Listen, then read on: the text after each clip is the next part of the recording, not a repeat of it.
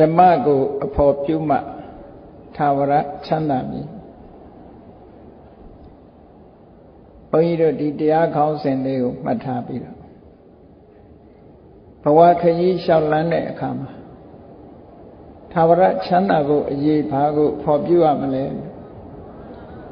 လောကလူသားတွေဟာဘာကိုအဖော်ပြုနေကြသလဲလို့တကမ္ဘာလုံးမှာရှိကြတဲ့တတ္တဝါတွေကိုချိပေါ့အားလုံးလူတွေဟာအဖော်မဲ့နေကြတာတော့မဟုတ်ဘူးအဖော်နဲ့နေကြတာမိသားစုနဲ့နေတယ်မိတ်ဆွေသင်္ဃဟအပေါင်းအသင်းတွေနဲ့နေတယ်တငယ်ချင်းတွေနဲ့နေတယ်ဒါလူရဲ့တဘာဝအရာပြောရမယ်ဆိုရင်လူဟာအဖော်မရှိဘဲနဲ့မနေတတ်တဲ့တတ္တဝါမျိုးလို့ပြောအောင်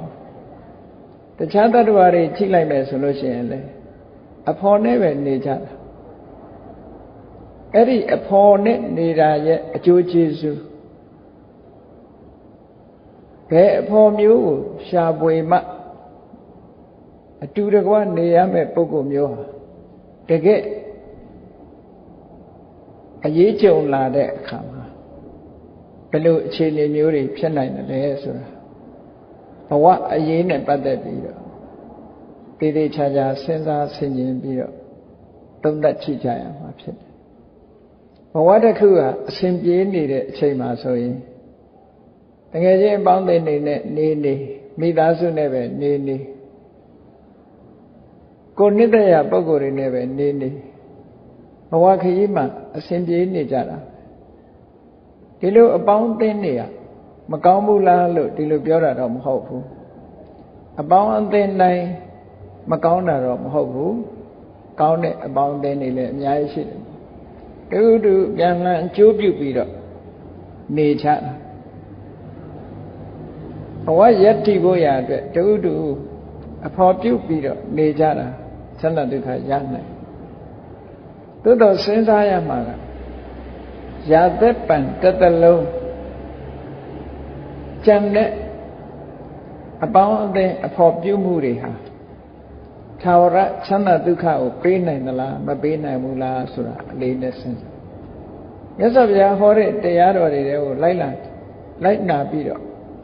လေ့လာသုံးသပ်ဆင်ခြင်ကြည့်မယ်ဆိုလို့ရှိရင်မြတ်စွာဘုရားရဲ့ဆုံးမသွန်သင်ချက်တွေဟာအင်တမမှတ်သားစရာကောင်းတယ်ဘုရားဆုံးမတဲ့တရားတော်တွေဟာတကယ်တော့ဒီကနေ့ခေတ်ပြောတဲ့ religion ဆိုတဲ့ဘာသာတရားမျိုးမဟုတ်ဘူးအဆုံးမဩဝါဒဘဝမှာနေနည်းထိုင်နည်းတစ်ခု way of life လို့ဆိုရမယ်ပညာရတစ်မျိုးပေါ့သို့မဟုတ် art of living in life ပေါ့ဘဝမှာဘယ်လိုနေရမယ်ဆိုတဲ့ပညာရတစ်မျိုးပဲအဲ့တော့ဘဝမှာဤမျိုးနဲ့နေထိုင်ကြတဲ့အခါမှာ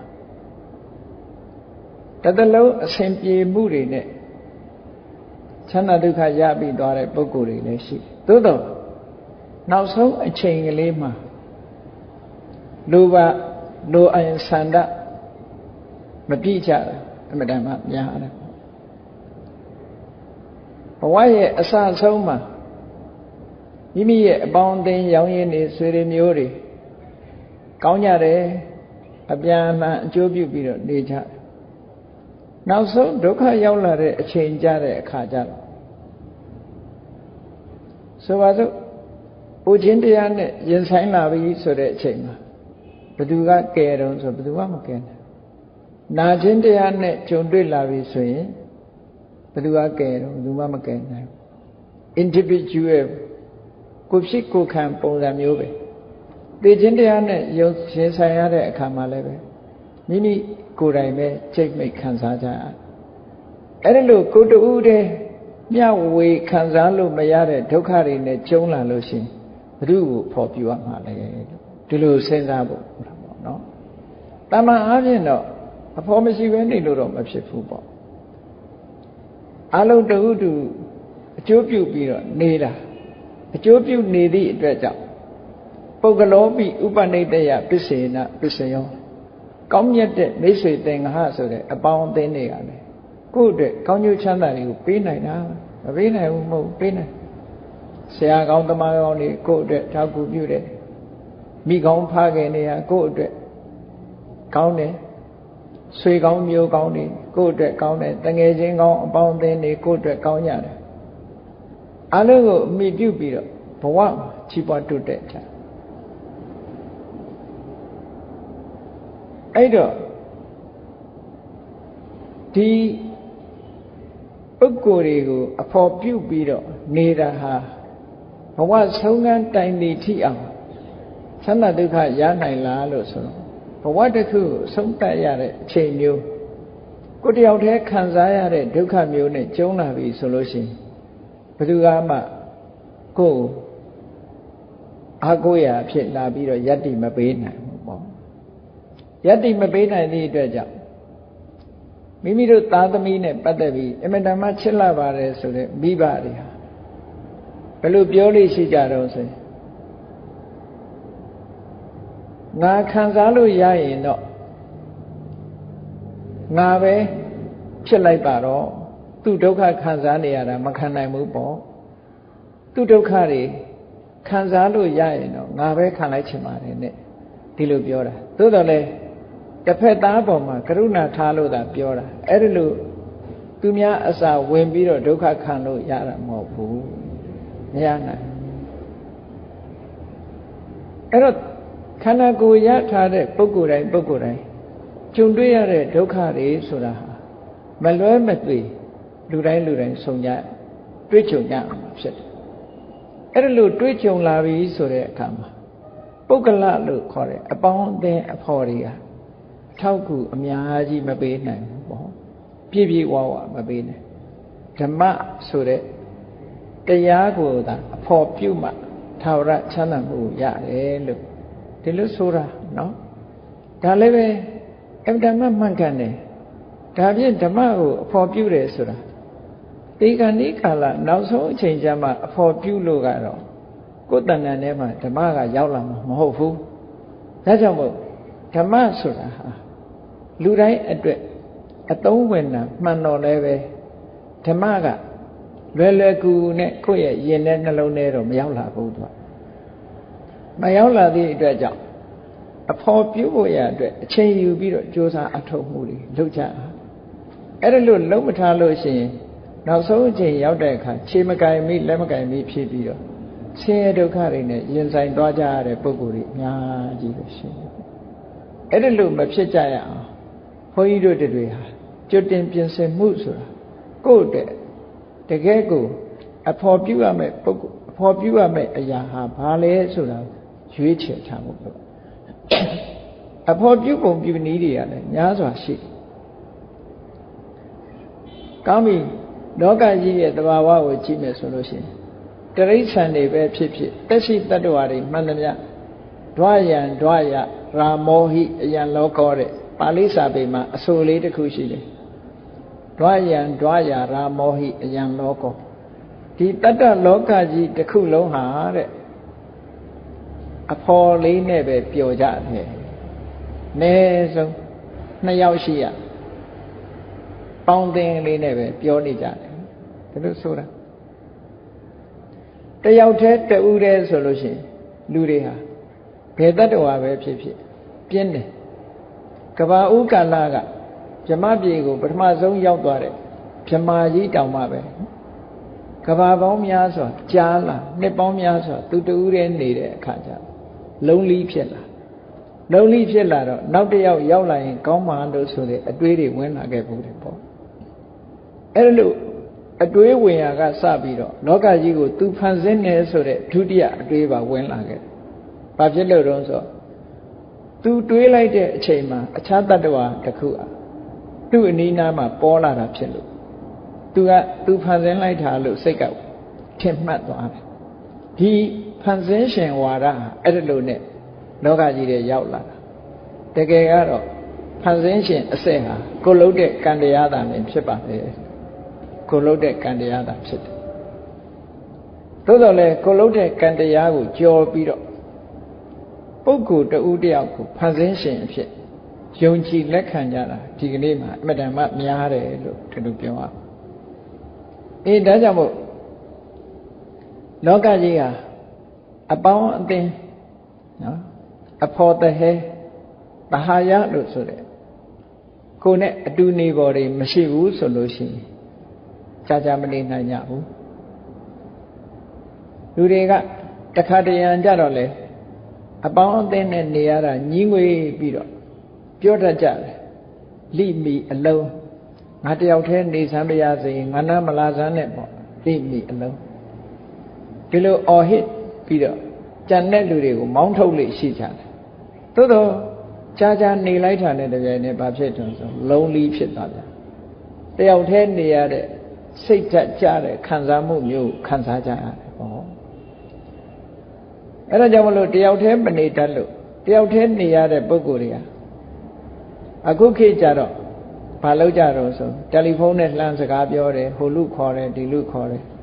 လူချင်းမတွေ့ရတဲ့အခါဖုန်းနဲ့တွေ့စကားပြောတယ်ဆိုဖြစ်လာဘယ်လိုဖြစ်လာအဲ့ဒါဘာဖြစ်လို့ဖြစ်တာတော့ဆိုကိစ္စရှိလို့တယ်လီဖုန်းခေါ်တာထားတယောက်တည်းနေရတာပြင်းလို့လှမ်းပြီးတော့စကားပြောတာမျိုးကြဒါလုံးလီဖြစ်တယ်လို့ခေါ်တာပေါ့နော်လုံးလီဖြစ်တယ်လူတွေမှာစိတ်ဓာတ်အကျဆုံးဟာဘယ်ချိန်လဲလို့ဆိုတဲ့အခါယောဂဝေဒနာရပြီးတော့ hopeless ဖြစ်နေပြီဆိုလို့ရှိရင်စိတ်ဓာတ်အကျဆုံးအဲ့ဒီချိန်ဘေးကလူတွေကအားပေးကြတယ်အားပေးပေမဲ့လို့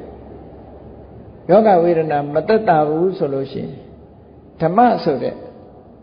အဖို့မရှိဘူးဆိုရင်ထိုပုဂ္ဂိုလ်ကဘာဖြစ်လဲဆို depression ဖြစ်သွားစိတ်ဓာတ်ကျတဲ့ယောဂပါဝင်သွားတယ်စိတ်ဓာတ်ကျပြီဆိုရင်မြန်ဒုက္ခရောက်တာပဲပေါ့အဲ့ဒါကြောင့်မို့လို့အားပေးစကားဆိုတာတွေလည်းပြောကြရတယ်အကူအညီတွေထောက်ကူတွေပေးကြရတယ်အဲ့တော့လူရဲ့တဘာဝကိုကအဖော်မဲ့မနေတတ်ဘူးအဖော်နဲ့ပဲနေတတ်တယ်အဲ့တော့ဒါတမန်အနေထားအပြင်ပြောမယ်ဆိုလို့ရှိရင်ကိုယ်နဲ့အစဉ်ပြေမဲ့နေပေါ်ထိုင်ဘက်အပေါင်းအသင်းကိုရှာပြီးတော့နေလို့ရှိရင်ကိုယ်စိတ်ထဲမှာလုံခြုံတဲ့အေးချမ်းတယ်လို့ဒီလိုယူဆတာထင်လားသို့တော့နောက်ဆုံးအချိန်ရောက်တဲ့အခါကျတော့ဒါတွေဟာတကယ်အထောက်အကူမဖြစ်ဘူးဆိုတာသိလာဒါကြောင့်မို့လို့ဘုန်းကြီးတို့တွေဟာဓမ္မကိုအဖော်ပြုဖို့အခုချိန်ကနေစပြီးတော့ဓမ္မနဲ့ယဉ်နှီးနေဖို့ဒုက္ခရောက်လာပြီဆိုတဲ့ချိန်ကျမှဓမ္မကိုမိတွေ့ဖို့ရခက်ခဲတယ်။ဘာဖြစ်လို့လဲဆိုယောဂဝေဒနာဆိုတာဖိစီးလာတဲ့အခါဘာမှမတတ်နိုင်တော့ဘူးလေ။ဖြစ်ပေါ်လာတဲ့ဒုက္ခဝေဒနာကိုတွန်းလှန်နိုင်စွမ်းမရှိ။တွန်းလှန်နိုင်စွမ်းမရှိတော့ဘာဖြစ်လဲ။ဒုက္ခဖြစ်လာတဲ့အခါမှာဝမ်းနဲ့ကြေကွဲတယ်စိတ်တိုးလာတယ်ဒေါသတွေဖြစ်လာတယ်ဖြစ်ရကောင်းလားလို့ဆိုပြီးတော့ဒေါသတွေအဲ့ဒီရတယ်အကုသိုလ်တွေပြန်ဖြစ်လာဒုက္ခပေါ်မှာအကုသိုလ်ပြန်ဆက်ဒါကြောင့်မလို့မြတ်စွာဘုရားကပုထုဇဉ်တ attva တွေရဲ့အခြေအနေကိုဘယ်လိုပြောတော့ဆိုတစုံတစ်ခုခန္ဓာကိုယ်မှာယောဂဝေဒနာဖြစ်လာပြီဆိုတဲ့ချိန်ဘာဖြစ်လာတော့ဆိုယောဂဝေဒနာဖြစ်လို့ကာယိကဒုက္ခကိုခံစားနေရတဲ့အချိန်မှာဖြစ်ရလေခြင်းလို့ဆိုတဲ့စိတ်ဆင်းရဲမှုကထပ်ပိုးလာအဲ့ဒါလို့ထပ်ပိုးလာတဲ့အခါကျတော့ကာယိကဒုက္ခလို့ခေါ်တဲ့ကိုယ်ဆင်းရဲမှုအပြင်မှာစေတသိကဒုက္ခလို့ဆိုတဲ့စိတ်ဆင်းရဲမှုကထပ်လာတော့ဘာနဲ့တူတုံးဆိုလို့ရှိရင်ပထမမြားတံတစ်ချက်စူးတာကိုဒုတိယတစ်ခါမြားတံတစ်ချက်ထပ်စူးတယ်ဆိုတဲ့အဓိပ္ပာယ်မျိုးရောက်ပါတယ်မြားနှစ်ချက်စူးလိုက်တာအဲ့ဒါလို့မြားနှစ်ချက်စူးလိုက်တာနဲ့တပြိုင်နက်ဘာဖြစ်သွားတော့ဒုက္ခကလွတ်ရလွတ်ချောင်းစဉ်းစားမှာဒီဒုက္ခကြီးဘယ်လိုသက်သာအောင်လုပ်အောင်ဒေါသတွေဖြစ်တယ်ဒုက္ခသက်သာအောင်ဘယ်လိုလုပ်အောင်ဒုက္ခကိုမျှော်လင့်တဲ့အတွေးတွေထပ်ပြီးတော့ဝင်လာပြန်ထပ်ပြီးဝင်လာတယ်အဲ့တော့ထပ်ဝင်လာလို့တောင်းတသွားပြန်တဲ့အခါကျတော့ဒီတဏှာရာဂလို့ဆိုတဲ့မြတ်တဲ့တစ်ချက်ထပ်ဆူးပြန်တဲ့အခါကျပုရုဇဉ်တွေမှာနော်တခု မသက်တာလို့တစ်ခုထပ်ပြီးလှုပ်တဲ့အခါမှာသူကလှုပ်ခြင်းကြောင့်ဝန်မှာပို့ပြီးတော့ပိသွားတယ်လို့ဆိုနောက်တစ်ခုသက်တာမလားလို့စဉ်းစားရင်ပို့ပြီးတော့ဝန်ပိသွားတတ်တယ်ဒီလိုဆိုတာပေါ့ဒါကြောင့်မို့လို့ဘုရားယဟနာတွေကြတော့ကာယိကဒုက္ခလို့ခေါ်တယ်ကိုယ်ဆင်းရဲမှုဘုရားယဟနာမှာမရှိဘူးမဟုတ်ရှိတဲ့အခါကိုယ်ဆင်းရဲမှုပေါ်မှာဆင်ញင်သုံးသပ်ပြီးတော့အောင်အေးသိခံနိုင်စွမ်းရှိကြအောင်အေးသိခံနိုင်စွမ်းရှိကြတဲ့အတွက်ကြောင့်ငါမှဖြစ်ရလေခြင်းဆိုတဲ့အတွေ့သူတို့မှမဝင်ဘူးဒါသဘာဝတရားပဲဒုက္ခဝေဒနာဆိုတာဒါပဲလို့ဆင်ញင်သုံးသပ်ပြီးတော့သဘာဝတရားကိုရှုဆင်ញင်ခြင်းဖြင့်ဆင်းရဲဒုက္ခကြက်ညက်ခံပြီးတော့ဆင်းရဲဒုက္ခနောက်စိတ်ကလိုက်ပြီးတော့မသွားတော့စိတ်ကိုဆင်းရဲဒုက္ခနဲ့ခွာထားလိုက်နိုင်တယ်အဲ့ဒါဟာဓမ္မကိုအဖို့ပြုလို့ပဲဖြစ်တယ်ပေါ့အကယ်၍သာတခြားပုဂ္ဂိုလ်ကိုအဖို့ပြုမယ်ဆိုလို့ရှိရင်ပုဂ္ဂိုလ်အဖို့ပြုတဲ့ပုဂ္ဂိုလ်တွေကြည့်လေဒါလေးလှုပ်ပေးစမ်းပါလှုပ်ပေးလဲအစင်မပြေဘူးဆိုရင်စိတ်တွေကတိုးဒီလိုတွေဖြစ်ပြီးတော့ဒေါသတွေဖြစ်ဒေါမနတာတွေနဲ့ခံစားရဒီလိုနဲ့ဘဝတစ်ခုအဆုံးသတ်သွားတဲ့ပုဂ္ဂိုလ်တွေအများကြီးရှိတာပေါ့တပံကြည့်မယ်ဆိုလို့ရှိရင်လူဟာဘဝမှာအစဉ်ပြေးနေတဲ့အခါဘာနဲ့အဖို့ပြုတ်ပြီးတော့နေကြတုံးဆိုတော့တွေ့တာမှုလေးနဲ့အဖို့ပြုတ်နေကြတဏှာခရီးသွားတဲ့အခါမှာလည်းပဲတွေ့တာမှုလေးနဲ့ပဲအဖို့ပြုတ်နေကြလူတွေကပြောကြတယ်သူတယောက်တည်းနေတာပါလို့ပြောကြတယ်သို့တော့တယောက်တည်းနေတယ်ဆိုတဲ့ပုဂ္ဂိုလ်မှာသူကအတွေးကလေးနဲ့စိတ်ထဲမှာကျဉ်းနေတာလေးတွေရှိတယ်တယောက်တည်းနေရတဲ့အပေါ်မှာသူကကျဉ်းနေရခြင်းအကြောင်းတစ်ခုရှိတယ်အဲ့ဒါကိုပဲသူတွေ့တာနေတဲ့သဘောလေးတစ်ခုရှိတာဆိုလိုတာကသူ့မှာဒီပြင်အဖို့မဟုတ်ဘူးတဏှာအဖို့ရှိတယ်လို့ဒီလိုပြောတာ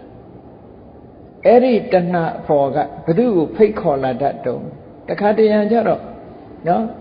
ကို့မှာဒီအဖို့ပြုဖို့ဆိုပြီးတော့အဖို့ရအောင်လို့ဆိုပြီးတော့တဦးတယောက်ကိုကိုယ်စီမှာခေါ်ထားလို့ရှိရင်အဲ့ဒီကိုနဲ့အတူနေတဲ့ပုဂ္ဂိုလ်ကမကောင်းတဲ့လူကိုဖိတ်ခေါ်လာတတ်သေးတယ်ဆိုတာလောကကြီးမှာထင်ရှားရှိတာပေါ့အဲ့ဒါလိုပဲတဏှာဆိုတဲ့ဒီတဘာဝတရားမိမိစိတ်ထဲမှာတဏှာကျင့်တတ်မှုတွေ့တာမှုလေးနဲ့နေတဲ့ပုဂ္ဂိုလ်ဟာဘာကိုဖိတ်ခေါ်လာတတ်တုံးဆိုတောကကိုဖိတ်ခေါ်လာတတ်တယ်သူကတွေ့တာမှုနဲ့နေတာလူကိုတွေ့တာတယ်ပစ္စည်းကိုတွေ့တာတယ်ဘယ်ဟာကိုပဲတွေ့တာမှုရှိလာပြီဆိုလို့ရှိရင်စွန့်လွတ်မှုကိုစွန့်လွတ်ရမယ့်အချိန်ကိုတွေးလိုက်တာနဲ့တပြိုင်နက်တောကဖြစ်သွားဆုံးရှုံးတဲ့အခါမှာလည်းတောကဖြစ်သွားအဲ့ဒီတောကကိုဘယ်သူကဖိတ်ခေါ်လာတာတော့လို့ဆိုရင်တွေ့တာမှုကဖိတ်ခေါ်လာတာဒါကလက်တွေ့ရှုဆင်ခြင်းကြည့်လို့ရတဲ့အနေအထားတစ်ခုပေါ့ဘုန်းကြီးတို့တွေတန်လျာထဲမှာခရီးသွားနေကြတာပြောကြတယ်ကိုယ်ဝန်ကိုယ်ထမ်းကိုယ်လန်းကိုယ်သွားတယောက်တည်းသွားကြတာမှန်တယ်သို့တော့တယောက်တည်းလို့ပုဂ္ဂိုလ်အနေနဲ့ပြောရတော့လဲပဲဘာကနေရှေ့ဆောင်လမ်းပြနဲ့သွားလဲလို့ဆိုရင်တဏှာဆိုတဲ့ဘဝတဏှာလို့ခေါ်တဲ့ဘဝပေါ်မှာတွေ့တာမှုကခေါင်းဆောင်သွားသူလမ်းပြတဲ့နောက်လိုက်သွားကြနှစ်သက်မှုတွေ့တာမှုကိုအခြေပြုပြီးတော့ကံတရားတွေလုပ်ကြတယ်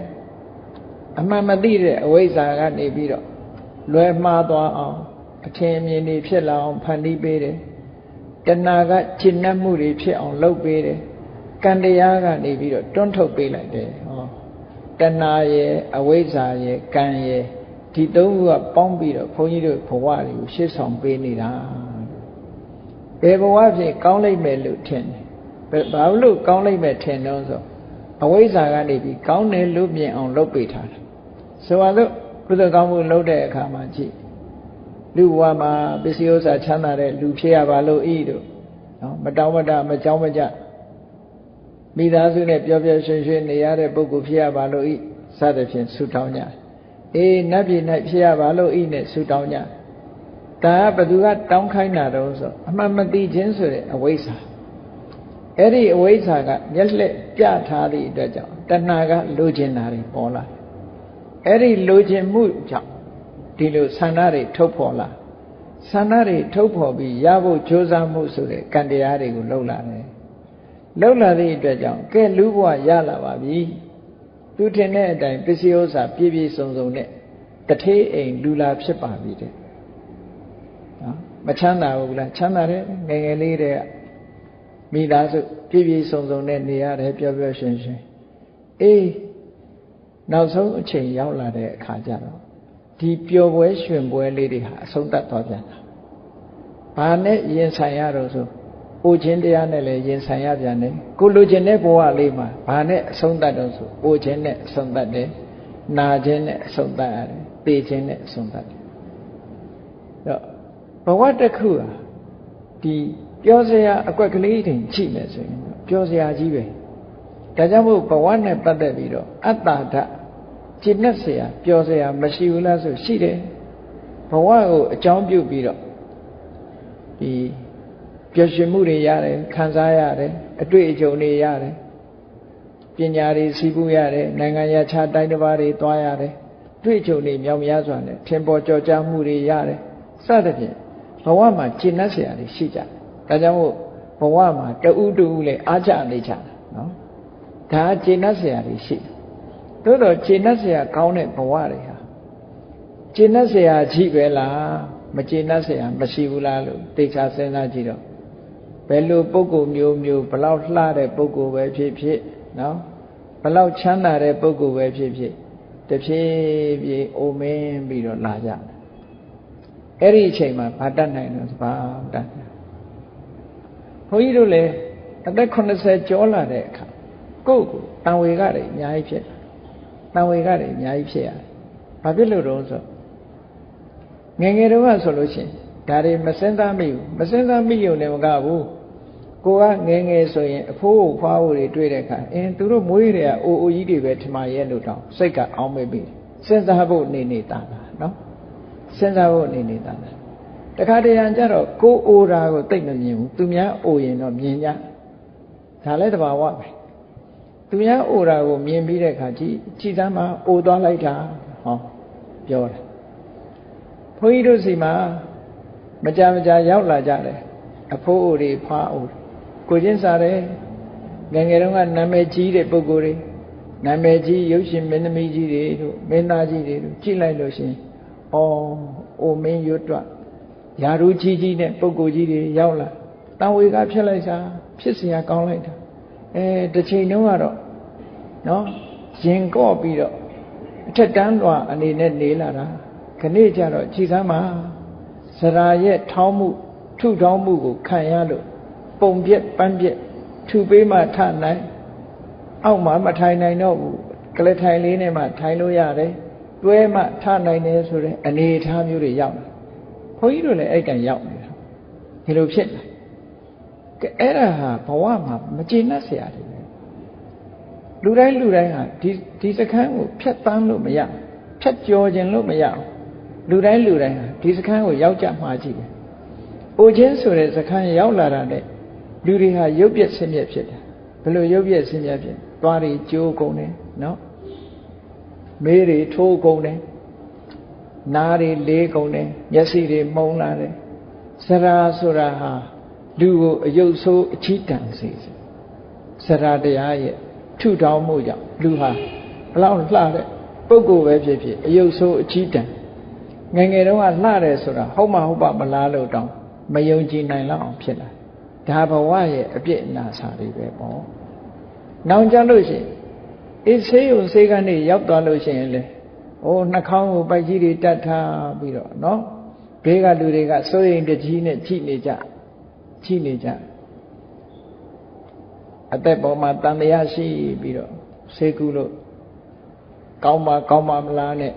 တန်တရားမျက်လုံးတွေနဲ့ကြည့်ပြီးတော့ဆေးရုံမှာတဲ့ပြုံးရွှင်နဲ့ဆေးရုံကပြန်ဆင်းသွားတဲ့ပုဂ္ဂိုလ်ရှိတယ်လို့အသက်မပါဘဲနဲ့ဆေးရုံကနေပြန်ပြီးတိတ်တဆိတ်ဆင်းသွားတဲ့ပုဂ္ဂိုလ်တွေလည်းအများကြီးပဲပေါ့ကဲအဲ့ဒီအချိန်မျိုးရောက်လာဒါဘဝရဲ့အပြစ်နာစာ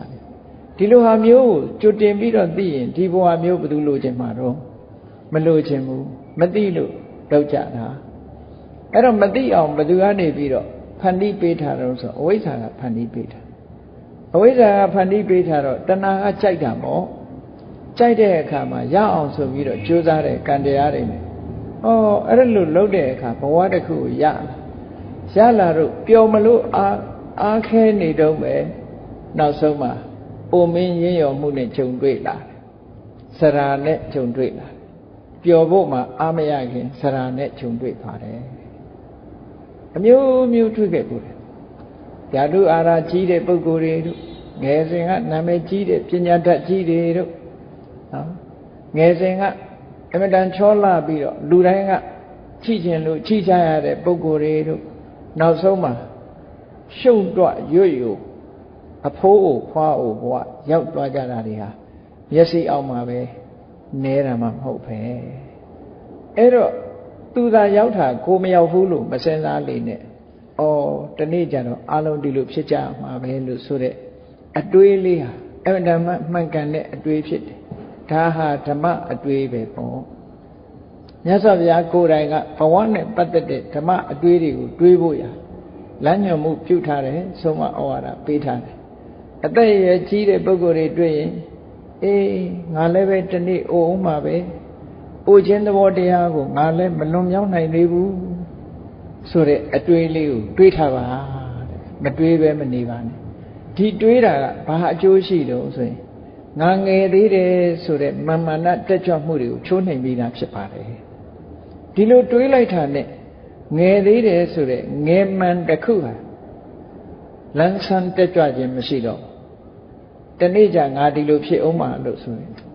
တန်ဝေကအသိစိတ်ကလေးကိုပေးပေးတယ်ငယ်မှန်တက်တော့ဘာဖြစ်လဲဆိုရင်ငယ်သေးတယ်လှုပ်ချင်အောင်လှုပ်မယ်ပျော်မယ်ပါမယ်နော်ဒီလိုဟာမျိုးဖြစ်လာတတ်တယ်မမှန်ကန်ကန်တွေးတတ်တဲ့အခါကျတော့ဘာဖြစ်လာတော့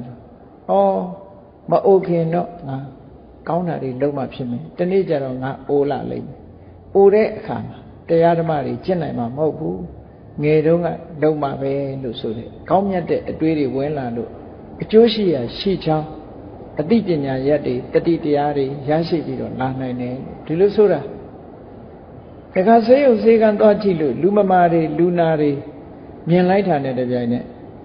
ငါခန္ဓာကိုယ်ကြီးဟာလည်းနာရတဲ့သဘောရှိတာပဲတနေ့ကျတော့နာခြင်းတရားနဲ့ငါလည်းရင်ဆိုင်ရအောင်ပါပဲနာခြင်းတရားနဲ့ရင်ဆိုင်ရအောင်ပါပဲလို့မပြတ်ဆင်ញင်စဉ်းစားပေးခြင်းဖြင့်ဘာဖြစ်လဲစိတ်ပြည့်เสียညင်းငွေเสียကိုပြောတာမဟုတ်ဘူးအဲ့ဒါလို့ဆင်ញင်စဉ်းစားခြင်းဖြင့်ဘာဖြစ်တယ်ငါကျမ်းပါတယ်ဆိုတဲ့ကျမ်းမာမှုဆိုတဲ့အာရောချမထဒီပေါ်မှာလူတွေဟာရစ်မှုတတ်တယ်ရစ်မှုလာလို့ရှိရင်မကောင်းတာတွေလုပ်မိတတ်တယ်ကျမ်းမာတဲ့အချိန်လေးမှာငါကောင်းတာတွေလုပ်မှဖြစ်မယ်မကျမ်းမာမှုဆိုတာလူတိုင်းစီရောက်လာနိုင်တယ်ရောက်လာမှဖြစ်တယ်ကျမ်းမာတော့ကောင်းတာတွေလုပ်မှပဲလို့ကောင်းတဲ့ဘက်ကိုသုံးချမယ်ဆိုတဲ့အတွေးတွေဝင်လာတော့ကောင်းကျိုးချမ်းသာတွေရတာပေါ့နောက်တစ်ခါလူတွေဟာအသက်ရှင်မှုပေါ်မှာလည်းမန်တက်တယ်ငါဟာအသက်ရှိတယ်အသက်ရှင်အဲ့ဒီအသက်ရှိမှုပေါ်မှာမန်တက်နေတဲ့အခါမှာလည်းပဲငါမသေးဘူးဂျန်တဲ့လူတွေဒါသေတာလို့ဒီလိုစိတ်ထဲမှာဝင်ပြီးတော့သက်ရှင်မှုကိုအကြောင်းပြုပြီးတော့မသေးနိုင်သေးဘူးလို့ဆိုတဲ့မန်တက်မှုတွေကြောင့်မဟုတ်တာတွေလုပ်ပြီးတတ်တယ်ဒါကြောင့်ငါဟာအချိန်မီသေနိုင်တယ်မသေးခင်ကောင်းတာတွေလုပ်မှဆိုတဲ့မှန်ကန်တဲ့အတွေ့တွေးဖို့လိုတယ်အဲ့ဒါလို့တွေးမှကောင်းမြတ်တဲ့အတွေးမျိုးဖြစ်လို့ကောင်းကျိုးချမ်းသာကိုပေးနိုင်တယ်ဒီလိုဆိုတာနော်အဲ့တော့မှန်ကန်တဲ့အတွေးတွေကိုတွေးဖို့မြတ်စွာဘုရားဟောတာဆိုလိုတာကမြတ်စွာဘုရားတရားတော်ဟာအမှန်တမ်းလက်တွေ့ကြတယ်အခုလိုတွေးတာဟာတရားမဟုတ်ဘူးလို့ပြောလို့မရဘူးဒါတရားဆိုတာအဝေးသွားရှားเสียမလို့ဘူးမှန်မှန်ကန်ကန်စဉ်းစားတာတရားပဲအဲ့ဒီမှန်မှန်ကန်ကန်တွဲတာကိုပဲမဂ္ဂင်၈ပါးတဲ့ကတမ္မာသင်္ကပ္ပလို့ပြောတာမှန်မှန်ကန်ကန်မြင်ပြီဆိုလို့ရှိရင်တမ္မာဒိဋ္ဌိပဲဒီလိုဆိုလို့တာအမှန်တွေးတဲ့အခါမှာအမှန်မြင်လာတယ်အမှန်မြင်လာတော့အမှန်လုံးလာဒီလိုဆိုလို့တာတကုနဲ့တကုကဆက်ဆက်လာဒါကြောင့်မို့လို့အမတ်တမဲ့မနေပဲနဲ့ဘဝဆိုတာဟာကျင့်납เสียကောင်းတာတွေရှိတော်လဲမကျင့်납เสียတွေနဲ့နောက်ဆုံးမှရင်ဆိုင်ရတာပဲလို့ ဒီလိုရှုမြင်သုံးသပ်နိုင်လို့ရှိရင်ဘဝရဲ့အာဒီနဝအပြစ်နာစာတွေဒုက္ခဒုက္ခတွေသိရှိလာနိုင်တယ်ပေါ့သိရှိလာနိုင်လို့ရှိရင်ဘဝဟာပျော်စရာကြီးပဲမဟုတ်ဘူးမကျေနပ်စရာတွေလည်းအများကြီးရှိတယ်ဆိုတာသိလာဒီဘဝကြီးကတို့တွေလွတ်မြောက်မှသာချမ်းသာဒုက္ခရမှာဖြစ်တယ်လို့ဒီအတွေးမျိုးလေးတွေးမိလာတတ်တယ်အဲ့တော့နောက်ဆုံးမှာဘဝကလွတ်မြောက်မှုဆိုတဲ့အကျိုးတရားကိုရအောင်ဘုန်းကြီးတို့တွေစ조사အထောက်ခြင်းနဲ့ဆိုတဲ့စိတ်လေးပေါ်လာဒါနိတ္တရဏ exit လို့ခေါ်တယ်ဘယ်နေရာပဲဖြစ်ဖြစ်ထွက်ပေါက်ဆိုတာရှိရထွက်ပေါက်မရဘဲနဲ့ပိတ်မိနေလို့ရှိရင်နော်ဘယ်ပုဂ္ဂိုလ်မှထွက်နိုင်မှာမဟုတ်ဒါကြောင့်မို့အကျဉ်းချက်ကထွက်နိုင်တဲ့ထွက်ပေါက်တွေရှိတယ်အဲ့ဒီထွက်ပေါက်ကဘာလဲလို့ဆိုလို့ရှိရင်တွေ့တာမှုတွေကိုလျှော့ချခြင်းဟာထွက်ပေါက်ပဲတွေ့တာမှုတွေဘဝပေါ်မှာတွေ့တာနေတာကိုလျှော့ချလိုက်တာဘဝရဲ့ထွက်ပေါက်တစ်ခုတွေ့တာပဲဒီလိုဆိုတာဒါကြောင့်မို့လို့ဘုန်းကြီးတို့တွေဘဝတစ်ခုရထားပြီးမှန်မှန်ကန်ကန်တွေးတောဆင်ခြင်တတ်ဖို့ဒါဟာအရေးကြီးဆုံးပဲလူတရားဝါတွေအားလုံးရဲ့တဘာဝကိုကတယောက်တည်းမနေတတ်ဘူးအဖော်နဲ့ပဲနေတယ်တယောက်တည်းနေတယ်ဆိုတဲ့ပုဂ္ဂိုလ်တောင်မှအတွေးလေးကိုအဖော်ပြုတ်ပြီးတော့နေတယ်နော်တဏှာကိုအဖော်ပြုတ်ပြီးတော့နေတယ်မာနကိုအဖော်ပြုတ်ပြီးတော့နေတယ်နောက်ဆုံးမှာပစ္စည်းပေါ်မှာတွေ့တာတဲ့မာနလူပေါ်မှာတွေ့တာတဲ့မာနဥစ္စာပေါ်မှာတွေ့တာတဲ့တဏှာနဲ့မာနဒါတွေကိုအခြေပြုပြီးငါဟာဆိုတဲ့ဒီဟာပေါ်မှာအကြောင်းပြုပြီးတော့ဖြစ်တဲ့မာနလေးတွေနဲ့ဒီလိုနေသွားကြတာကဲအဲ့ဒါလို့နေသွားတဲ့အခါနောက်ဆုံးအချိန်ရောက်လာပြီဆိုတဲ့အချိန်ယောဂတွေဖြစ်လာပါပြီတဲ့တကယ်ကိုယောဂဖြစ်လာပြီဆေးရုံဆေးကန်းရောက်လို့မသက်သာတဲ့ယောဂဝေဒနာတစ်ခုခံစားရပါပြီရောက်သွားတဲ့ပုဂ္ဂိုလ်တွေဘေးကဆွေတွေမျိုးတွေကအဲ့ဒီအချိန်ကျတော့မလုပ်ပေးကြတော့ဘုန်းကြီးပင့်ပြီးတော့ပရိတ်ရွတ်ပေးတာတော့သင်္ကန်းလေးလှူခိုင်းတာတော့ကဲသူ့အချိန်မှာစဉ်းစားကြည့်လိုက်လို့ရှင်သူကိုယ်တိုင်ကိုကယောဂကိုဒုက္ခရောက်နေတဲ့အချိန်မှာပရိတ်ရွတ်ပေးလေသူ့စိတ်ထဲကစိတ်ချမ်းသာမှုရချင်မှရနော်သင်္ကန်းလေးလှူခိုင်းလို့လှူတာလှူကစိတ်ချမ်းသာမှုရချင်မှရအဲ့တော့ဒါမလောက်ရဘူးမဟုတ်ဘူးလောက်ရသို့တော့အဲ့ဒီတဲ့ပို့ပြီးတော့ကိုတတိထားဖို့ကပို့အရေးကြီးတယ်ပေါ့ဆိုလိုတာကသူများအလှဲ့တုန်းကကိုကလှုပ်ပေးတယ်ကို့အလှဲ့ကြတော့ဘာလှုပ်အပ်တယ်လဲဆိုလိုတာကလုံးမဲ့လူရှိသည်ဖြစ်စေမရှိသည်ဖြစ်စေငါဓမ္မကိုအဖို့ပြုတ်ပြီးတော့နေမယ်ဆိုတဲ့ဒီဟာမျိုးဘုန်းကြီးတို့တွေကျွတ်တင်ပြီးတော့လှုပ်တင်တယ်ပေါ့နော်တဏှာကြီးထဲမှာကြည့်လောကကြီးထဲမှာကြည့်လူတိုင်းဟာမွေးရပါအဖော်ကောင်းတွေရှိတာမဟုတ်ဘူးတချို့ဆိုရင်တူရီတကောင်ကျွဲ့နေရတာတွေရှိတယ်ပေါ့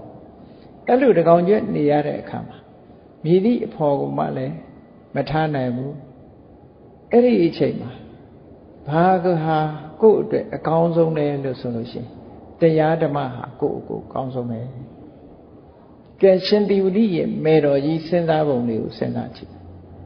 ရှင်သီဝတိမေတော်ဟာအမျိုးသမီးလောကမှာဒုက္ခအရောက်ဆုံးအမျိုးသမီးတူပဲရှင်သီဝတိလေးကိုဝန်ရတဲ့အခါမှာ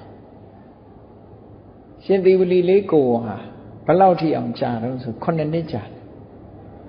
နော်9နှစ်ပရိသေနေရတယ်လို့ရှိမှမရှိတာနော်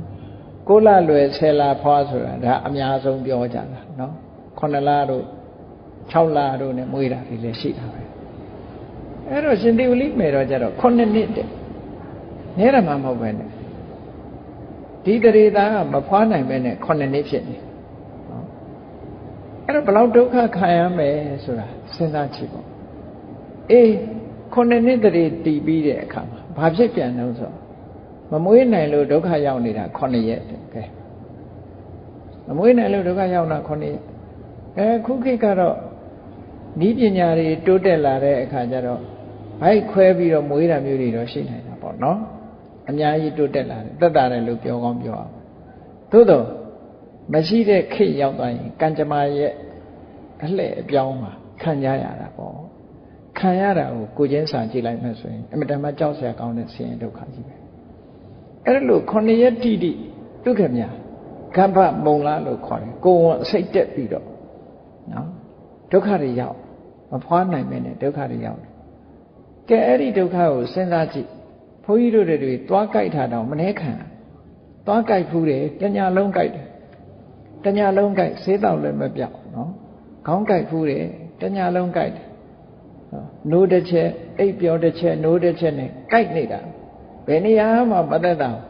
ကာယကဒုက္ခခံစားလိုက်ရအဲ့ဒါလို့ဒုက္ခရောက်နေတဲ့အချိန်မှာဘာကအကူအညီဖြစ်တော့စဉ်းစားကြည့်ရမှာကိုယ့်အတွက်ဘာကအကူအညီဖြစ်နိုင်တယ်အဲ့ဒီအချိန်မှာတရားနှလုံးသွင်းလို့ရလားလို့ဆိုမရဘူးအတော်ခက်တယ်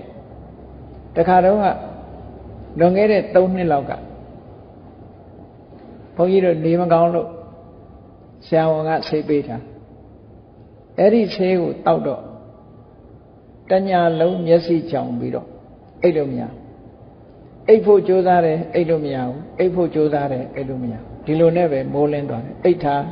အိတ်တလူလူမအိတ်တလူလူအိတ်မှလည်းမသိရတဲ့အနေထားနောက်ဆရာဝန်တူမေးကြည့်တော့ဒီဆေးကြောင်ဖြစ်တာလို့ဆိုပြီးအဲ့ဒီဆေးဖြတ်လိုက်မှသက်သာသွားအဲ့ဒါလို့ဒုက္ခခံစားကြရတာတွေလေဘဝမှာအတွေ့အကြုံတွေရှိတာနောက်ခေါင်းယောဂဆိုတာလေခံစားဘူးတာခေါင်းယောဂဖြစ်ပြီဆိုလို့ရှိရင်ခြေထောက်ဟာဘယ်ထားရမှမသိဘယ်နေရာထားလို့မှမသက်တာခေါင်းမော်တင်ထားလဲနာတာပဲအောက်ချထားလဲနာတာပဲဘယ်လိုထားနာနေတာအမြဲတမ်းအဲ့ဒီနာနေတဲ့ဒုက္ခဘယ်လိုလုပ်ပြီးတော့ချိန်မိတ်ခံရတော့ဆိုဒီလိုပဲဆေးလေးတောက်လိုက်ချိန်မိတ်ပြီးတော့ဒီလိုနေဓမ္မအဖို့နဲ့မလုံနိုင်ရင်ဒီဒုက္ခကြီးတန်းလန်းနေပဲ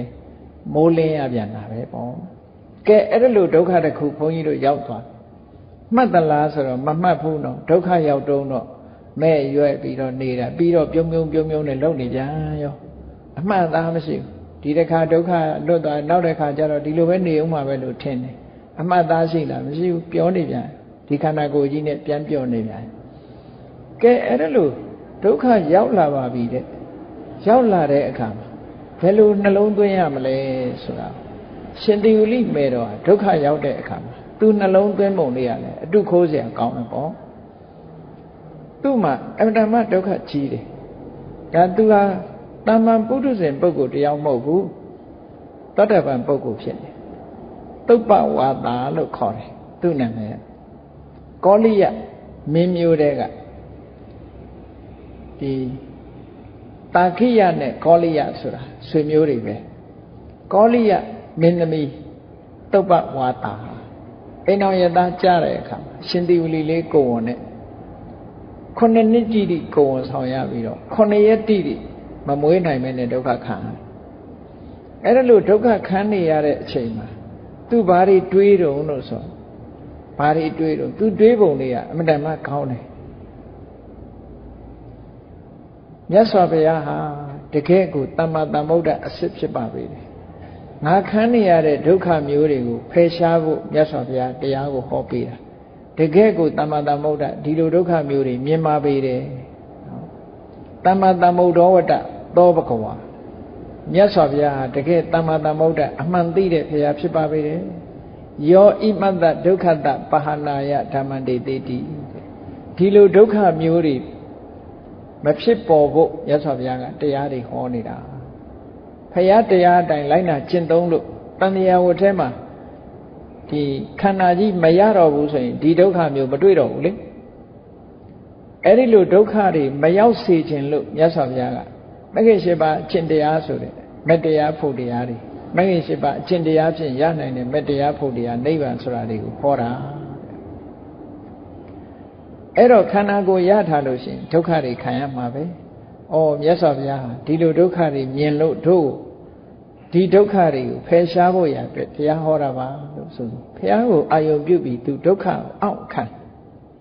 တစ်ခုနောက်တစ်ခုကြတော့တန်ဃာတွေရဲ့ခုံကိုအာယုံပြုလိုက်တယ်။အော်သုပ္ပတိပန္နောဝတ္တဘဂဝတောတာဝကတံဃောမြတ်စွာဘုရားရဲ့တပိတာဝကအရိယာပုဂ္ဂိုလ်တွေဟာတကယ်ကိုမှန်ကန်တဲ့လမ်းကြောင်းကိုရှောက်လန်းပြီးဖြစ်ကြပါတယ်။ဘာဖြစ်လို့လဲသူတို့ဟာအခုလိုဒုက္ခမျိုးတွေနဲ့မကြုံအောင်ကျင့်နေကြတာဟုတ်တယ်ဘ န်းကြီးတို့တွေကဒီဒုက္ခကိုပဲသဘောကျနေတယ်လို့မကျင့်နိုင်ကြသေးတာပေါ့မကျင့်နိုင်သေးလို့ရှိရင်ဒီဒုက္ခမျိုးတွေပြန်ရနေကြအောင်ပါပဲဟောအရိယသူတော်စင်တွေကြတော့ဒီလိုဒုက္ခမျိုးတွေကိုမျှော်တွေးပြီးဒီဒုက္ခမျိုးတွေနောက်ထပ်မရချင်တော့မရချင်လို့ဒုက္ခတွေကလွတ်ရလွတ်ကြောင်းအကျင့်ကိုကျင့်ရှင်သာရိပုတ္တရာမထေရမြတ်ကဆိုရင်ဘယ်လိုပြောလဲဆိုရင်ဘာရိတောဘဝဘာရိဘဝရဲ့ဝန်တုပ်ဝန်ပိုကြီးဟာအလုံးကိုဝန်ပြပါတယ်အမတန်မှလေးလံလာတယ်ခိရိဥစ္စာရိတောယထာတောင်ကြီးကိုရွက်ထားသလိုကိုဘဝဟာလေးလံလာတယ်လို့ညှဉ်းညူပြီးတော့ပြောတာဘဝကြီးဟာကြောက်เสียကြီးကောင်းတယ်ရှင်သာရိပုတ္တရာမထေရမြတ်ဟာလေပြိဋိဘံစံတဲ့အခါမှာဒီယောဂမဖြစ်ဘဲနဲ့အေးချမ်းချမ်းပြိဋိဘံစံရတာမဟုတ်ဘူးနော်သူကသူပြိဋိဘံစံရတော့မယ်အသက်အကျွင်းဟာ9ရက်ပဲကြံတော့တယ်လို့ဆိုတဲ့သိတဲ့နေ့တစောင်းဘုံလစမ်းမှာနော်လာပြည့်မတိုင်ခင်9ရက်ကြိုပြီးတော့သိအဲ့လိုသိတာနဲ့ဘုရားစီခွင့်တောင်းပြီးမေတော်ကြီးကိုတရားဟောခြင်းလို့ဆိုပြီးတော့တနေ့တယူဆနာတနေ့တယူဆနာနဲ့ကုန်းချောင်းလျှောက်ပြီးတော့သွားရှာတာသူဇာတိရွာဇာတိရွာကနာလကလို့ခေါ်တယ်အခုနာလန္ဒတက္ကသိုလ်ရှိတဲ့နေရာမဟုတ်ဘူးအဲ့ဒီနဲ့အနီးပါးဖြစ်ကောင်းဖြစ်လိမ့်မယ်နာလကဆိုတဲ့ရွာကြွသွားတယ်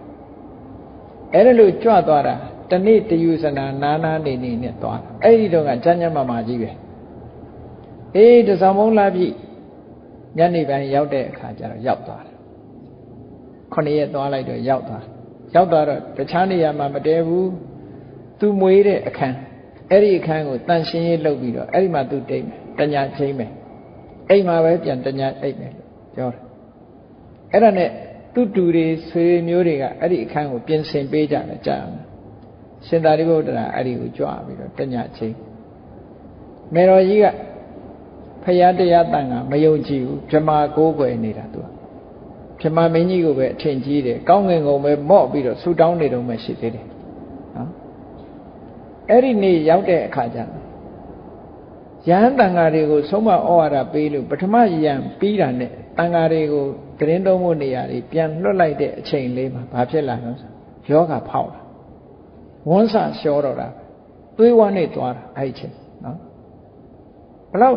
တက်တာသွားတာမဟုတ်ဘူးခဏခဏ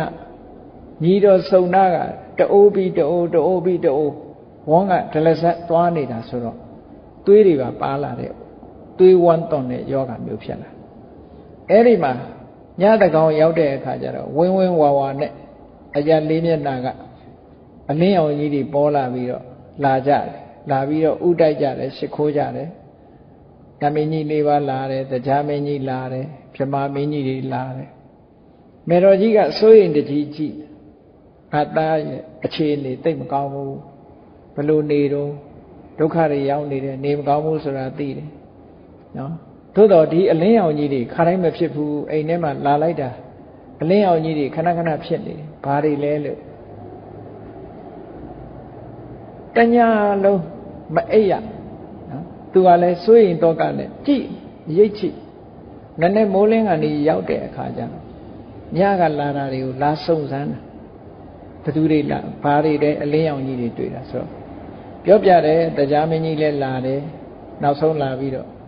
ဒီကြော့ကြဗြဟ္မာမင်းကြီးလည်းလာတယ်အဲ့ဒီကြတော့မှငါသားကတကူကြီးလာကြီးလာပေါ့သူကိုးကွယ်တဲ့ဗြဟ္မာကြီးရဲ့တောင်လာတွေ့ရတယ်သူ့ကိုလာကြော့ရတယ်ဆိုတော့မှအဲ့ဒီအချိန်မှာအထင်ကြီးလာပြီဆိုမှသူတရားသူသားတရားနာတော့တာနော်လူဆိုတာတော်တော်ခက်တယ်သူကငကိုယ်တော့အထင်ကိုမကြီးတာသူသားအထင်မကြီးုံနဲ့မကဘူးသူတော်တော်ဆိုးတယ်ပေါ့အိမ်ကကလေးတွေလည်းအကုန်ထုတ်သွားတယ်အမြင်ကတ်တယ်သူဘာလို့တော့ဆိုရှင်သာရိပုတ္တရာသူ့ညီတွေညီမတွေအကုန်ခေါ်ပြီးသင်္ကန်းဝတ်ပေးထားတာဟိုတယောက်မှမကြံဘူး9ယောက်ရှိတယ်9ယောက်စလုံးအကုန်လုံးသာသနာပေါင်းရောက်သွားကြအဲ့တော့အဖွားကြီးကမကျေနပ်ဘူးအိမ်ပြန်လာတော့တောင်မှအသက်ကြီးမှဘာလာလောက်ပြန်တာတော့နဲ့စိတ်ကအဲ့လိုထင်နေတာအဲ့ဒီအချိန်မှာရှင်သာရိပုတ္တရာရဲ့အသက်85နှစ်ရှိ85နှစ်အရွယ်လောက်ရောက်လာမြတ်စွာဘုရားတဲ့9နှစ်လောက် ငယ်တယ်ပေါ့ရသော်ဗျာတက်တော်80ရှိပြီပေါ့အဲ့ဒီမှာအသက်ကြီးခါနေမှာဘာအိမ်ပြန်လာတာတုံးလို့အပြစ်တင်ညင်နေတာနောက်ဆုံးမှာဓမ္မတွေလာတယ်ဆိုတာသူကိုယ်တိုင်လည်းမျက်စိနဲ့အလင်းရောင်တွေမြင်ရတယ်အဲ့ဒါတွေကိုပြောပြတဲ့အခါမှာစိတ်ဝင်စားလာတော့မေတော်ကြီးကိုတရားဟောတာအဲ့ဒီကြတော့မှမေတော်ကြီးကအာယုံမတက်ခင်သောတပန်ဖြစ်သွားရှင်သာရိပုတ္တရာမထေရကလည်းတညာလုံးယောဂတံခံစားရပြီးတဲ့အခါမှာနည်းနည်းမိုးတော့အလင်းလဲရောက်ရောဒီယောဂတံဘာနဲ့ကြိတ်မိတ်ခံတယ်လဲလို့ဆိုတဲ့အခါမှာကြည့်တမဘဝင်စား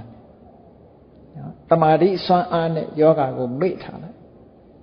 တမာတိစွမ်းအားနဲ့ယောဂကိုဖယ်ထားတာအဲ့ဒီတမာတိစွမ်းအားနဲ့နေသည့်အတွက်ကြောင့်အမတန်ပြင်းထန်တဲ့ယောဂဝေဒနာသူ့အတွက်ပြင်းထန်တယ်လို့မထင်ရလောက်အောင်နေနိုင်ထိုင်နိုင်ရှိသွားတယ်ပေါ့အဲ့ဒါဟာဓမ္မကိုအဖော်ပြုထားလို့ဒီလိုနေရာမျိုးမှာဓမ္မကိုအဖော်ပြုပြီးတော့နေလို့ချမ်းသာတာအဲ့တော့နောက်ဆုံးရှင်သာရိပုတ္တရာမထေရဟာနည်းနည်းမိုးတော့အလင်းလဲရောက်ရောပြိဋိဘံစံသွားတယ်အဲ့တော့လူတိုင်းဟာနောက်ဆုံးအချိန်ဆိုတဲ့ဒီလိုဒုက္ခတွေရောက်နေတဲ့အချိန်မှာအခုလိုတရားဓမ္မတွေကိုကျင့်ကြံကြိုးကုပ်အားထုတ်တာဒီလိုဒုက္ခတွေခံနိုင်အောင်လို့တရားထုတ်တာဒီတရားကလွဲပြီးတော့အဲ့ဒီအချိန်မှာခံနိုင်စရာဘာတစ်ခုမှမရှိဘူးအဲ့ဒီအချိန်မှာအားကိုးရမလားတရားမင်းကြီးလာလို့ဆေးပေးသွားသလားမပေးဘူးဗြဟ္မာမင်းကြီးတွေလာလို့မန်းမှုတ်သွားတာမဟုတ်ဘူးဘယ်သူမှမကူနိုင်ဘူးနော်သဘာဝအဲ့တော့ကိုတရားသာလဲကိုအားကိုးရကျန်တဲ့အဖို့တွေကလာပြီးတော့ယောဂမေးုံလောက်သာမေးနိုင်တာဘယ်သူကမှဝင်ပြီးတော့မျှပြီးတော့ဒီဒုက္ခတွေတက်တောင်လုံးမပေးနိုင်ဘူးနောက်ဆုံးအချိန်မှာအဲ့ဒါကြောင့်မလို့ဓမ္မကိုအဖို့ပြုရမယ်လို့ဆိုတာအဲ့ဒါကိုပြောတာပေါ့နော်နောက်ဆုံးအချိန်အဲ့တော့ရှင်သေဝလိမေတော်ဟာလည်းပဲဒီလိုရှင်သာရိပုတ္တရာတို့လိုစန္ဒမူယူရမဲ့တန်ဃာတွေကိုချိပြီးတော့ဩသုပ္ပတိပန္နောဝတ္တဘဂဝတောတာဝကတံမြတ်စွာဘုရားရဲ့တတိတာဝကတန်ဃာတွေဟာတကယ်ကိုမှန်ကန်တဲ့အကျင့်ကျင့်ပါပေတယ်ဒီလိုဒုက္ခတွေကင်းအောင်သူတို့ကျင့်နေကြတာပါလားယောဣမတ္တဒုက္ခတပဟာနာယပฏิပန္နောဒီလိုဒုက္ခတွေကင်းတော့အောင်ကျင့်ငါလိုဒုက္ခတွေမရောက်တော့ဘူးဟောတန်ခါကုံကိုအာယုံပြုတာဟောနောက်တစ်ခု तू အာယုံပြုပြီးတော့ तू တွေးတဲ့အတွေးလေးတစ်ခုကပါတော့သူတုခံဝတ္တတံနိဗ္ဗာန်ယထဣရိတံဒုက္ခံနဝိသတိနိဗ္ဗာန်ဆိုတာဒီလိုဒုက္ခမျိုးမရှိဘူးခုငါခံစားနေရတဲ့ဒုက္ခမျိုးဟာနိဗ္ဗာန်မှာမရှိဘူးဆိုပြီးတော့နိဗ္ဗာန်ဟာသိချမ်းသာတာပဲလို့နိဗ္ဗာန်ရဲ့ခုံကိုအာယုံပြုတယ်ကဲအဲ့တော့ဘုန်းကြီးတို့သုဘဝါဒရဲ့ဒီနှလုံးသွင်းတရားဟာဘလောက်ကောင်းလို့ကိုယောဂဝေဒနာဖြစ်လာတဲ့အခါမှာဒီလိုနှလုံးသွင်းနိုင်ဖို့ဒါအရေးကြီးတာအရေးကြီးဒါကြောင့်အမြဲမပြတ်နှလုံးသွင်းနေရအမြဲမပြတ်နှလုံးသွင်းနေရဒုက္ခလေးဖြစ်လာလို့ရှိရင်ယောဂဆိုတာတခါတရံကြလို့ရှိရင်တချို့ယောဂတွေက incurable ပေါ့လေကုလို့မရတချို့ယောဂကတော့မျောလင်းချက်ရှိသေးတယ်ကုလို့ရတယ်လို့ပြော curable incurable အဲ့တော့ incurable ဖြစ်နေပြီဆိုရင်ဘယ်လိုနေမလဲကိုယ်ကလည်းသိနေပြီဒီယောဂကိုသိနေပြီဆိုရင်စိတ်ညစ်နေမလားမိသားစုနဲ့ခွဲရတော့မှအတွက်ဝမ်းနည်းနေမလားခြေကွဲနေမလားဆိုတာတွေနဲ့ဒီလိုနဲ့ဝမ်းနဲ့ခြေကွဲပြီးဘဝတစ်ခုကိုဆုံးသက်သွားမှလားဆိုရင်ကိုယ့်အတွက်ရှုံးသွားတာပဲအဲ့ဒါဘာဖြစ်လို့တော့ဆိုတော့ဓမ္မကိုအဖို့မပြုခဲ့သည့်အတွက်ကြောင့်ဒီအရှုံးတွေနဲ့ရင်ဆိုင်ကြရတာပဲဒါမို့ဓမ္မကိုသာအကယ်၍အဖို့ပြုမယ်ဆိုလို့ရှိရင်အခုသုဘဝါဒစဉ်းစားတယ်လို့ဓမ္မကိုစဉ်းစားမှာနော်အဲ့ဒါလို့စဉ်းစားဖို့လိုတယ်ပေါ့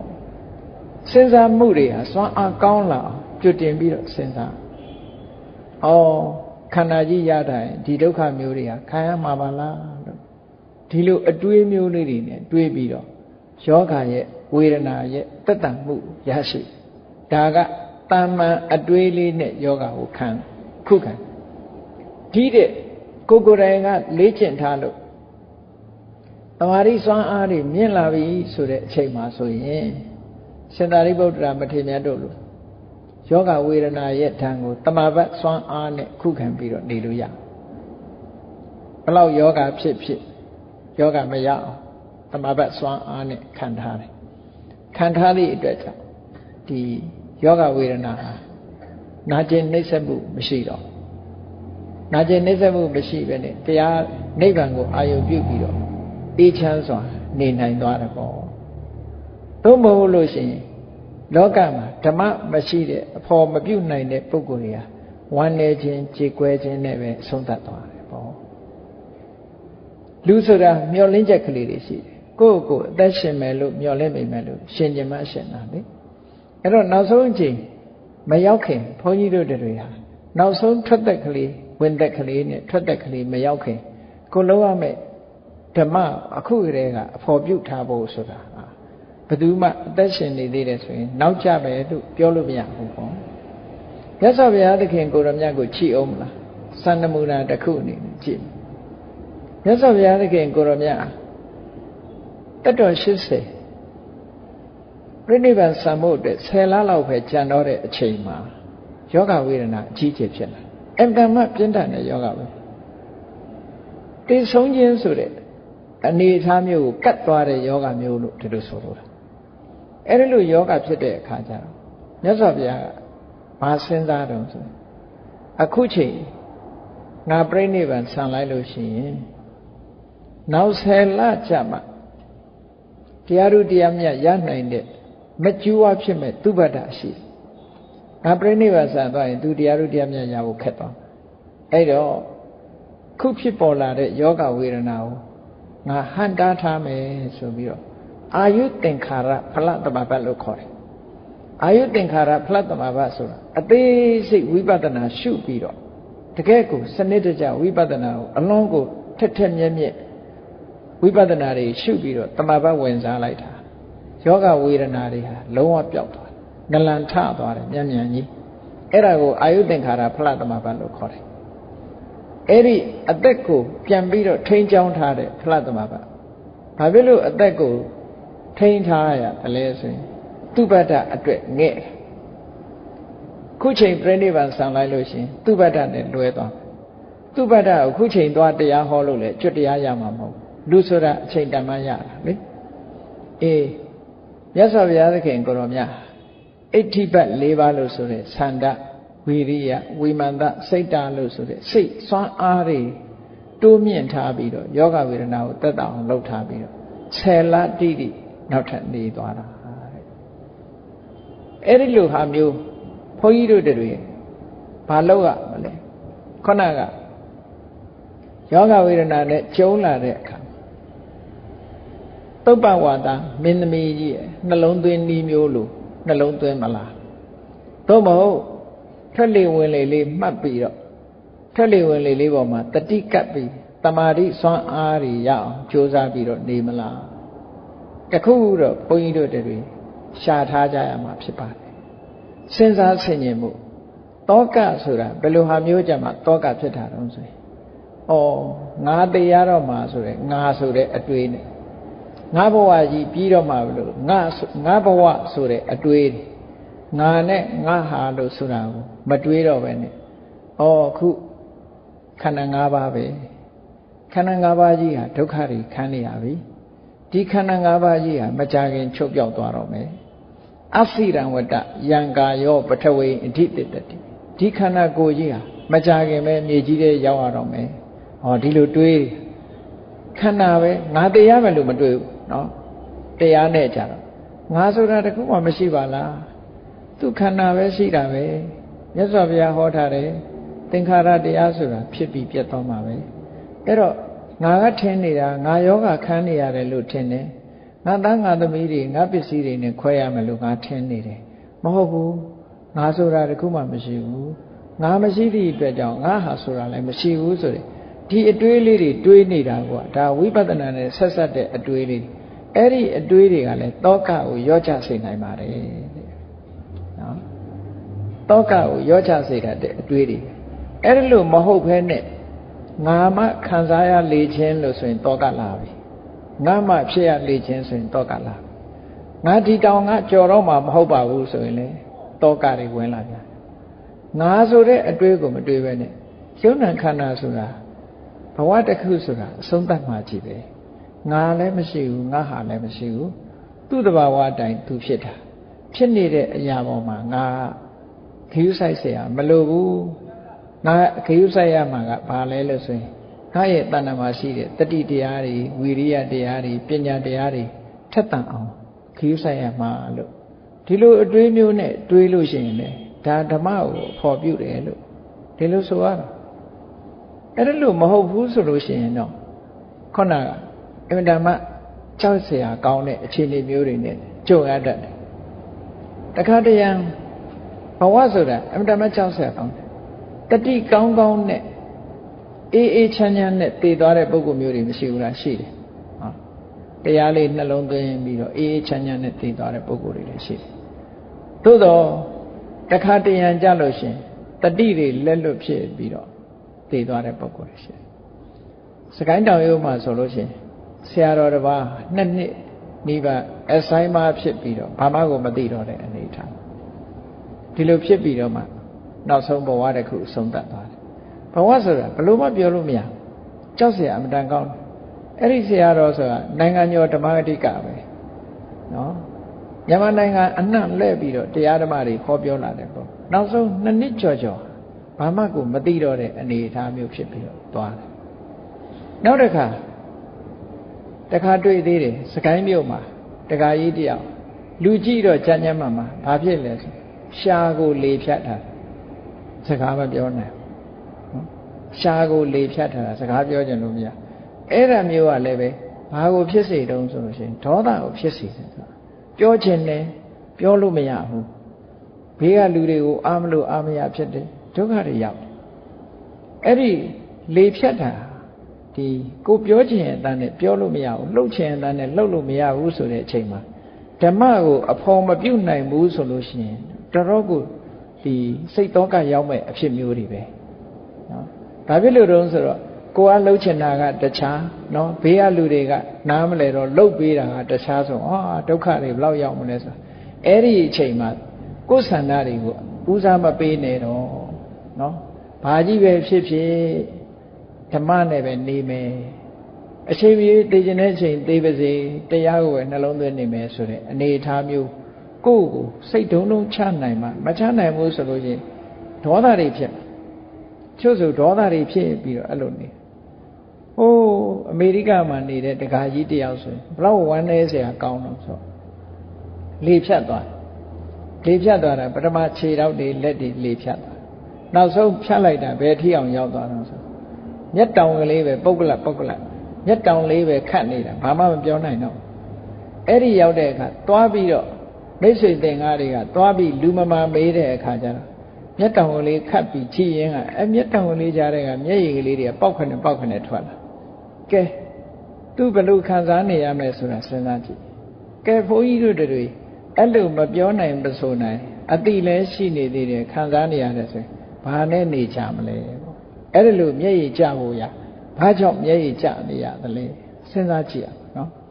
အဲ့တော့ဖြစ်ဖို့ရတော့အရေးကြီးဆုံးကဘာလဲလို့ဆိုရင်တရားနဲ့ပဲနှလုံးသွင်းပြီးတော့နေမယ်မသေးခင်ကပဲတရားကိုနှလုံးသွင်းပြီးတော့အကယ်၍များနေနိုင်မယ်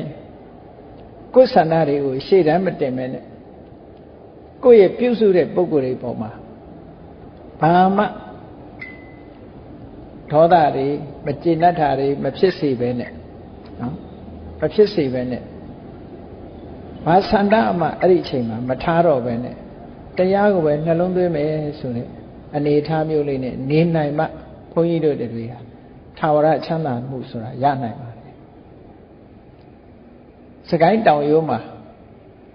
ဘုန်းကြီးတို့နဲ့အနီးကဆရာတော်ကြီးတစ်ပါးရှိအဲ့ဆရာတော်ကြီးနေမကောင်းတဲ့အခါကျတော့ဆရာဝန်ခေါ်ပြီးတော့နော်နေကောင်းလို့ကောင်း냐ဆိုပြီးတော့အာစေးပလင်းချိတ်ပြီးတယ်အာစေးသွင်းတယ်ဘာပြောတော့ဆိုဆရာတော်ကြီးကသူ့ကိုမလုံးနဲ့လို့ပြောပေမဲ့လို့ပြုစုတဲ့ပုဂ္ဂိုလ်တွေကအတင်းလောက်ကြတယ်သူကဘာမှမပြောနိုင်ဘူးအတင်းလောက်ကြတယ်ကောင်းစေခြင်းလို့လုပ်တယ်အဲ့ဒီကြတဲ့အခါကျတော့ မျက်နှာနဲ့တင်းသွားပြီးတော့ဘာမှမပြောတော့မျက်နှာကြောတင်းသွားဒါဘုန်းကြီးတို့ကိုယ်တိုင်မြင်လိုက်တာပေါ့နော်မကျေနပ်ဘူးဆိုတာတော့သိသို့တော့ယောဂပျောက်လို့ပျောက်ညာဆရာဝန်ကလည်းသွင်းပေးခြင်းတယ်အဲ့တော့သွင်းလိုက်ကြတယ်သူ့စိတ်တိုင်းကြမဖြစ်ဘူးအဲ့ဒါလို့နဲ့ပြန်တော်မူသွားတယ်ဒေါသဖြစ်ပုံရတယ်နော်မကျေနပ်တာတွေကဲလှုပ်ချင်တာလှုပ်ကြတော့ကွာငါမင်းတို့မပြောတော့ဘူးဆိုတဲ့ပုံစံမျိုးနဲ့သိသွားတာဘယ်ရောက်တယ်ဆိုတာတော့ကိုယ့်အကိုမသိဘူးပေါ့သို့တော့အဲ့ဒီလိုဟာတွေကိုသိတဲ့ပုဂ္ဂိုလ်ဟာလည်းရှိသေးတယ်ဟုတ်မဟုတ်တော့မသိဘူးတောင်ကြီးကလာတဲ့တခါကြီးတယောက်ကပြောတယ်သင်္ကန်းတစ်ထည်လှူပြီးတော့တဲ့အမျှဝေပေးပါတဲ့ဒီထဲမှာနေသွားတဲ့ဆရာတော်ကြီးတစ်ပါးတဲ့တေခန္ဒီမှာသူ့ကိုပြုစုတဲ့အခါမှာပြုစုတဲ့ပုဂ္ဂိုလ်တွေပေါ်မှာမကြေမနပ်ဖြစ်သွားလို့သူဟာဒီအနိဗ္ဗာန်မှာမကျွတ်မလွတ်ဖြစ်နေမကျွတ်မလွတ်ဆိုတာဟိုတဲ့ပေါ့လေတစေတည်းပြိတ္တာပေါ့ဒီလိုဆိုလိုတာပေါ့ဖြစ်နေတယ်အခုကြတော့သူ့ကိုသင်္ကန်းလှူပြီးတော့အမျှဝေပေးပါလို့ပြောတယ်အဲ့ဒါပြီးရင်သူကနတ်ပြည်နတ်ဖြစ်တော့မှာပေါ့ဟုတ်မဟုတ်တော့မသိဘူးသို့တော့အဲ့ဒီတကားကြီးကမသေးခင်ကအခြေအနေကို तू သိတာတော့မဟုတ်ဘူးသူ့စီမှာဒါမျိုးလာပြီးတော့ तू ကသိနေတယ် तू ပြောတဲ့အတိုင်းလည်းမဟုတ်ဘူးလားဆိုဟုတ်နေနော်ဟုတ်နေတာကဘာဟုတ်တော့ဆိုသေကံนี้မှာပြုစုတဲ့ပုဂ္ဂိုလ်တွေပေါ်မှာမကြည်မနှက်ဖြစ်သွားတယ်ဆိုတော့ဒါလည်းဖြစ်နိုင်တဲ့အနေအထားတစ်ခုပဲအေးဒါကြောင့်မလို့တရားချစ်ခင်သူတော်စင်ပြိဿအပေါင်းတို့ဘဝခရီးကိုရှောက်လန်းနေကြတဲ့အခါမှာအခုလိုကျမ်းမာမာနဲ့အရွယ်ကောင်းတဲ့အချိန်ကစပြီးတော့တို့တွေဘာနဲ့နေကြမလဲဆိုတာကိုကိုယ့်ကိုရွေးချယ်ပြီးတော့တမန်အဖော်တွေနဲ့နေတာဟာအာမကိုရအောင်မဟုတ်အာကိုရတယ်နော်သူတို့အပြင်တို့ဘာတစ်ခုရှာထားအောင်နောက်ဆုံးအချိန်အတွက်အကောင်းဆုံးအဖော်ပြုဖို့ကဘာလဲ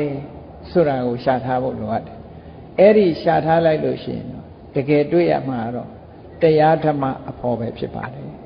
တရားဓမ္မအဖော်ဖြစ်လာလို့ရှိရင်တရားဓမ္မကိုနှလုံးသွင်းဆင်ခြင်မှုဟာအမှန်တမ်းအရေးကြီးတယ်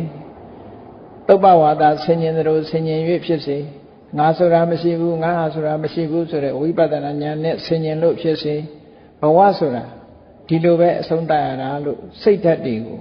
တောကမဖြစ်အောင်ထိမ့်သိမ့်နဲ့ဆင်ခြင်နည်းနဲ့ဖြစ်စေဘယ်လိုပဲဖြစ်ဖြစ်ယောနိသောမနတိကာရဆိုတဲ့တရားဓမ္မကိုလက်ကင်ထားပြီးတော့နေမှသာလင်ထာဝရချမ်းသာဒုက္ခကိုတို့တွေရနိုင်တာဖြစ်တယ်လို့ကိုစီသဘောကျပြီးတော့ဓမ္မကိုအဖော်ပြုပြီးတော့ထာဝရချမ်းသာကိုရအောင်ကြိုးစားအားထုတ်နိုင်ကြပါစေကုန်သတည်း